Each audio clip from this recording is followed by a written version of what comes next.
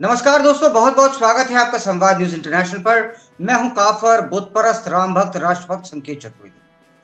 अभी जैसा कि आपने देखा, मेरा थंबनेल उस पे था व्हाट्स इनसाइड हर माइंड। कहने का अर्थ साफ है, स्पष्ट है कि इनके दिमाग में आखिर चल क्या रहा है।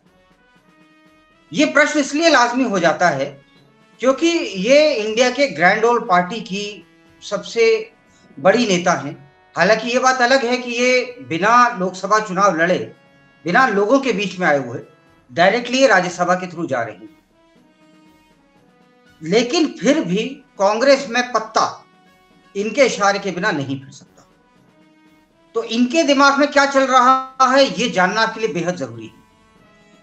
और इनके दिमाग में जो चल रहा है, क्या वो आज से चल रहा है? नहीं, ये तो सन 1947 से चल रहा है।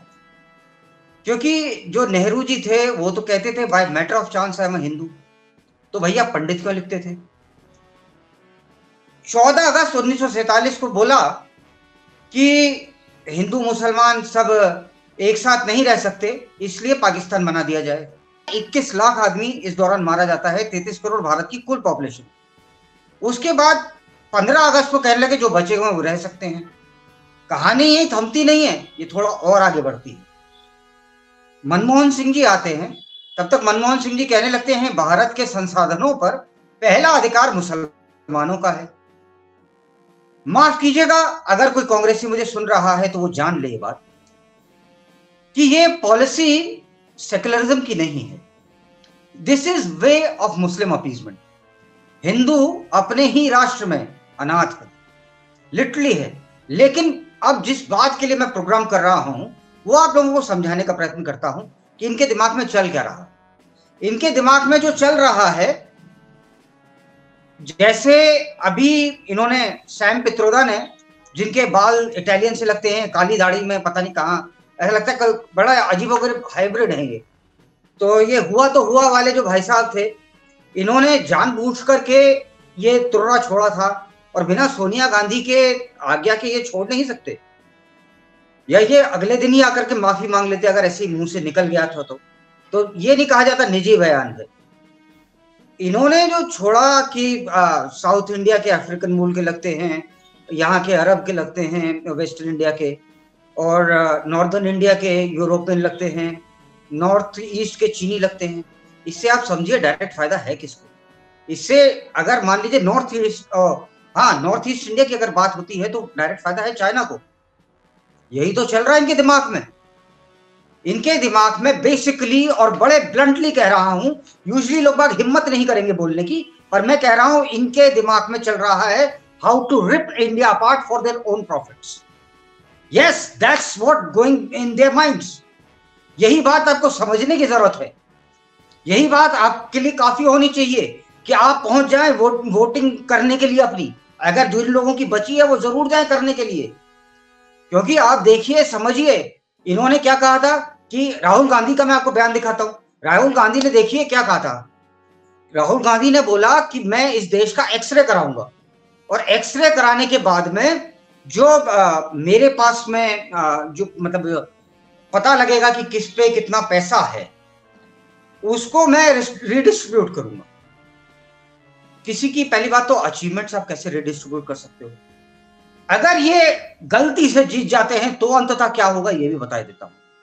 तो अंततः होगा ये कि अंततः अगर रिडिस्ट्रीब्यूशन होता है समाज में फिर से रिसोर्सेज का, तो भाई साहब वो लठ बजेगा, आप 1947 भूल जाएंगे।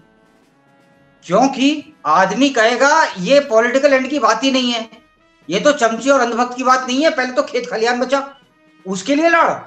आदमी अपने खेत खलियानों के लिए बचाने के लिए लड़ेगा। इनके मतलब सोनिया गांधी का फोटोग्राफ लगाना इसलिए जरूरी है क्योंकि सोनिया गांधी जो सोच रही है वही पूरी कांग्रेस सोचती है। या कांग्रेस कुछ भी सोचे उससे कोई फर्क नहीं पड़ता। सोनिया गांधी क्या सोचती है यही पूरी कांग्रेस को सोचना पड़ेगा। ये पॉलिटिकल पार्टी कम है, ये दरअसल प्राइवेट लिमिटेड फर्म ज्यादा है। और नफरत के बाजार में मोहब्बत की दुकान खोलने वाले राहुल गांधी दरअसल सही मायनों में उस दुकान में बिंदी वाली हिंदू गुड़िया को बुर्का पहनाने में लगे हुए। आप एक इंस्टेंस मेरे को बताइए, एक इंस्टेंस जब इन्होंने डायरेक्टली कभी भी, राहुल जी ने चाइना की बुराई करी हो? याद है आपको कभी कहीं पे भी? ये अपनी सेना की बुराई करने से नहीं चूकते। ये लोग पाकिस्तान में जाकर के सरकार से मतलब मदद मांगते हैं कि पाकिस्तान के मतलब ऑफिशियल से कि आप हमारी मदद कर दीजिए। चाइना में पता नहीं क्या वो बीजिंग ओलंपिक्स में संधि कर रहे थे। अगर यही चीज हर्षवर्धन राठौर जी ने कही थी कि कोई सैनिक कर रहा होता तो उस पर ट्रीजन का मुकदमा चलता, डेफिनेटली चलता। और ये लोग करना क्या चाहते हैं आप यही नहीं समझ पा रहे अब तक। ये लोग अपने for their own profits these guys are going to rip this nation apart somehow anyhow, कुछ भी क्यों ना करना पड़े।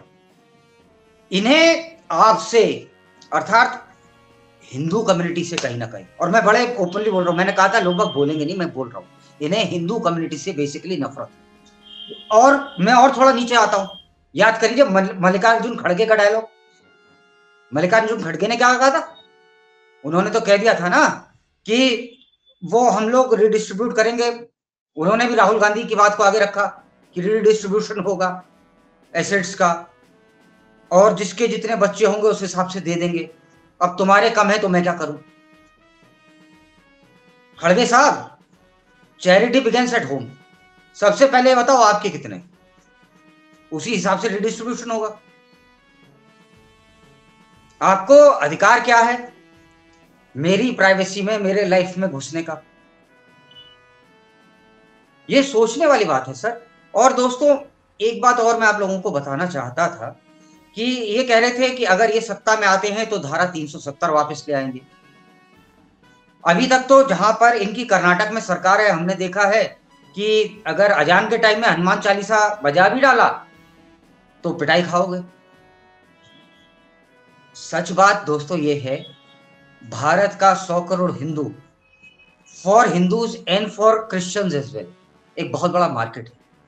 ये 100 करोड़ हिंदू जिधर जाएगा वो वर्ल्ड का नंबर वन रिलीजन हो जाएगा, चाहे इस्लाम हो चाहे क्रिश्चियनिटी। आप एक तरह से कमोडिटी हैं। आपको ये मैन्युफैक्चरर्स हैं, यस दे आर मैन्युफैक्चरर्स जो इस्लाम या इसमें क्रिश्चियनिटी में कन्वर्ट करने के लिए लगे हुए हैं, और आप इनके प्रोडक्ट हैं। ये आपको बदलना चाहते हैं, और इनका टूल जो है वो विदेश से आया हुआ है। और नफरत के बाजार में मोहब्बत की दुकान कुछ भी नहीं है। वो तो ऐसी जो दुकान पे, इस पे तो शटर पे ताला लग जाना चाहिए मेरे अनुसार। कौन सा ऐसा कर्म है जो इन्होंने कभी छोड़ा हो जिसमें भारत से प्यार करने वाला व्यक्ति, भारत से इन्होंने अलग करने की न कोशिश करी हो? मेरे को दुनिया में एक ऐसा चलिए देश बताइए जहां पर आक्रांताओं के ऊपर रोडों के नाम हो। कहीं पे सुना आपने? कहीं पे भी नहीं सुना होगा सिवाय भारत के। किसने रखा था ये नाम? यही लोग आकर के रख गए थे। ये सब कांग्रेस की देन है। और ये शुरू से, मैंने शुरू में कहा था, अब भी कह रहा हूं, बेसिक पॉलिसी है आपको डिवाइड करने की। इनके दिमाग में कुछ नहीं चल रहा, सोनिया जी के दिमाग में ये चल रहा है कि कैसे भी हो। और हाँ, ये बात मैं बताना चाहता हूं, इनका टारगेट अभी का चुनाव है ही नहीं। खुद कांग्रेस जानती है चुनाव हारने वाले हैं, खुद सोनिया गांधी जानती हैं। अगर नहीं जानती होती, सोनिया गांधी को नहीं लग रहा होता, और सोनिया गांधी को ये होता दिमाग में कि हो सकता है मैं जीत भी सकती हूं, तो वो राज्यसभा क्यों जाती? राहुल गांधी पूरे भारत का कराए, कभी अमेठी, कभी वायनाड, फिर रायबरेली, और जाने कहां कहां भी जाएंगे अब वो, क्योंकि कन्विक्शन नहीं है अंदर। इनको ये नहीं पता कि ये जीतेंगे भी कि नहीं जीतेंगे।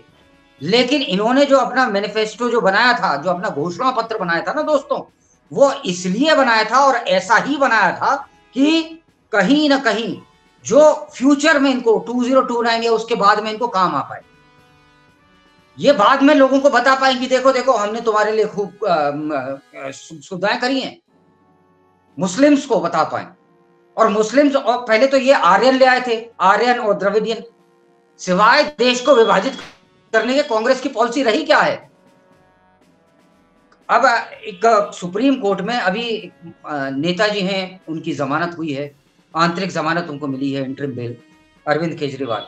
उनके भी विषय में मैं थोड़ा बताता चलूं। वो जैसी बाहर आए, उन्होंने अपने ही पार्टी की जो मेंबर ऑफ पार्लियामेंट हैं स्वाति मालीवाल, कहते हैं आरोप उन पर यही है कि उन्होंने उनकी पिटाई लगवा दी। अपने मुख्यमंत्री के आवास पे मेंबर ऑफ पार्लियामेंट पिट रहा है। प्रश्न चिन्ह उठा सुप्रीम कोर्ट के प्रति। Supreme court in the sense, supreme court नहीं कह रहा, कहना चाहता हूं वो सिस्टम जो बेसिकली हमारी न्याय व्यवस्था को चलाता है, यानी कि कोलेजियम सिस्टम, उस पर प्रश्न चिन्ह लगा।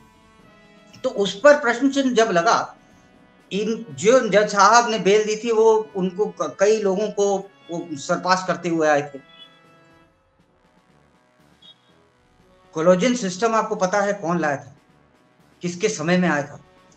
इंदिरा गांधी के समय, क्योंकि इंदिरा गांधी ताकत को चाहती थी बस उन्हीं के इर्द गिर्द घूमे। कांग्रेस की भी यही सोच है कि ताकत मेरे इर्द गिर्द घूमे। आज की कांग्रेस की, तब की कांग्रेस जब इंदिरा गांधी थी तब भी ये थी, सोच आज भी है। ये चीज याद रखिए, राज जरूर बदला है, मानसिकता कदाचित नहीं बदली।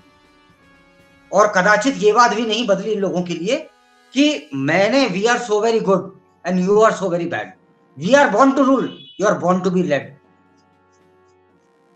आज भी कॉलोनियल टाइम्स में कांग्रेस चल रही है। इतना ही कहना था मुझे। जय श्री राम। जागरूक रहिए, सतर्क रहिए।